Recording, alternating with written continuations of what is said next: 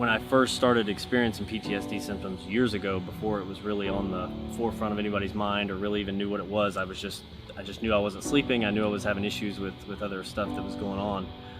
And it was obviously dealing with the work trauma that I'd experienced.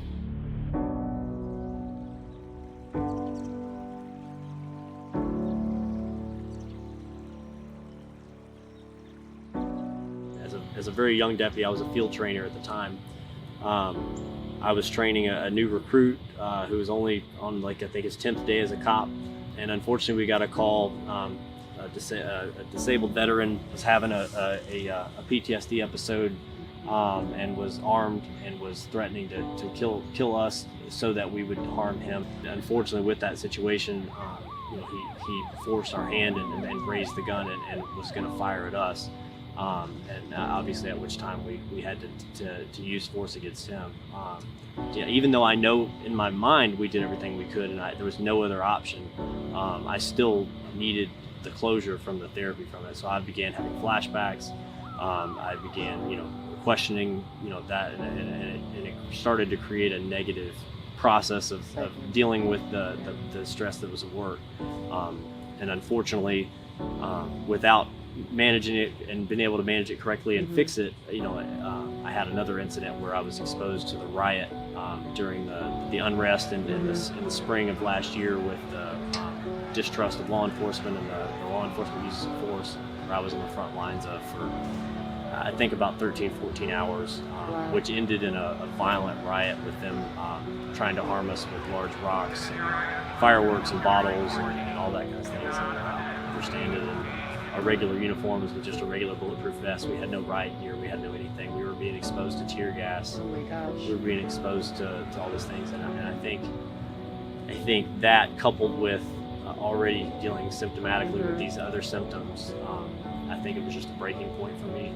And I think that's where I realized that if I don't get some help for this, I may not be able to continue doing this job, but more importantly, I may not be able to do anything else. Back then, you would just kind of go see a doctor. They'd say yay or nay, and you'd go back to work or you wouldn't. There really wasn't a care aspect of it. I sought care on my own through our employee assistance program. But the problem with that at the time is you just sign up you just put your zip code in and you get a counselor. Well, the first person I saw, they specialized in divorce therapy. So I'm sitting here telling them about, this shooting that I was just involved in where I was forced to take someone's life. And they're trying to relate and trying to apply, but it was obvious that there was a disconnect. So I think transitioning from that to like Harvard MedTech, for instance, it was obvious that the company, once they saw the connection with the PTSD, they sought therapists and care teams that knew specifically how to deal with that problem. What Harvard MedTech has learned is that by coupling virtual reality and the cognitive behavioral therapy, you're actually treating the patient as its own human being, because we're all different. And it's really important to have that customization when treating patients. Every experience I've had with my, clinicians and things like that, and the VR, being able to apply directly to the symptoms that I'm experiencing, directly to the trauma that I experienced. So I think that more personal touch is important when it comes to people's care, because otherwise, it's not a cookie cutter situation.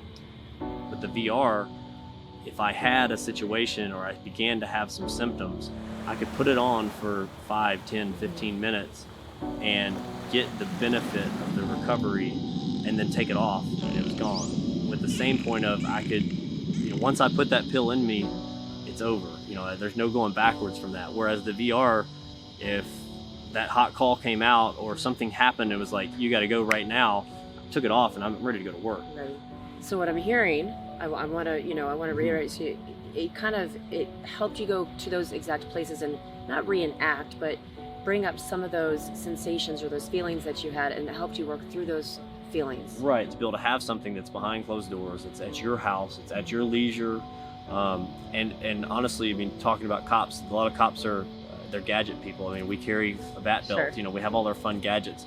What's cooler than having a VR to sit and, your kids have VR, they're playing video games on it. What's cooler to have something that you can sit and enjoy the process of, and also get therapeutic relief from. And that's where I would tell law enforcement to get out there and find those tools. Find a therapist, find a technology like the VR. So find that technology and get it, and don't be afraid to ask for help, because if you're not able to take care of yourself, you're no good to anybody else.